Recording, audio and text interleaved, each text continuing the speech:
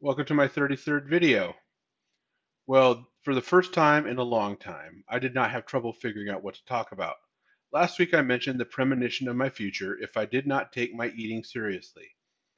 I have mentioned in the past that I have a food addiction and that I have worshipped food. I used Matthew 6:24 when I talked about it and not being able to serve two masters. So in order to serve God, I must overcome my addiction.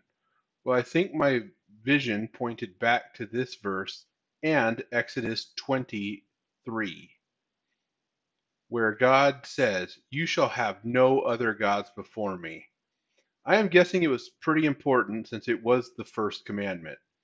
Well, let's just say this past week has given me a whole new perspective on Proverbs 9:10, where it says, "The fear of the Lord is the beginning of wisdom, and knowledge of the Holy One is understanding." I mentioned last week that the vision of my death scared me. It gave me a real and genuine fear of the Lord. Eating this past week has been anything but enjoyable, and I have been performing a cost-benefit analysis with every bite. Every meal starts with, "Am I hungry? How hungry? Am I hungry enough? Perhaps I should just wait till I am more hungry and then eat." Then I do then when I do eat, every bite is a full-blown analysis. Am I still hungry? How hungry? I don't feel full. Is that a growl or just a normal churn? Should I eat this bite? What if this is the bite where God thinks I have crossed the line? Maybe I shouldn't have it. Is this bite worth dying for? On and on.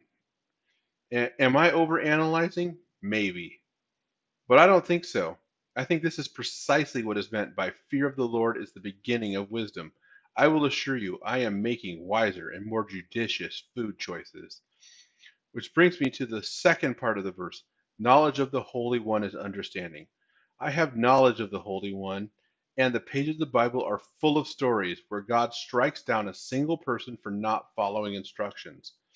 You don't have to dig deep into the Bible to find an example because the first one happens in Genesis chapter 19, where Lot's wife. It doesn't recount a long history of rebellion or anything. She just looked back at the city when she wasn't supposed to, and there you have it.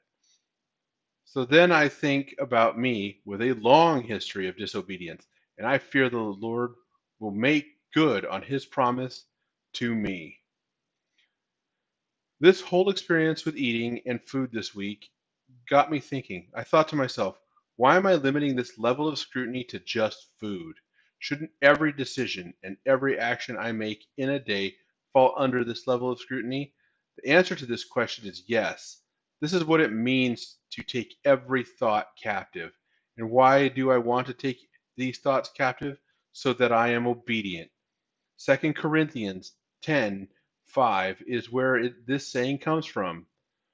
The full verse says, "We demolish arguments and every pretension that sets itself up against the knowledge of God, and we take captive every thought to make it obedient to Christ."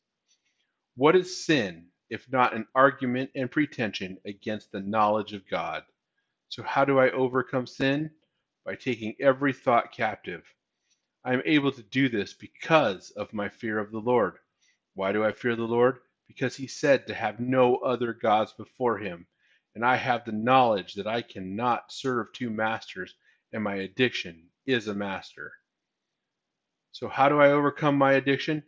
It was laid out in Proverbs 9:10.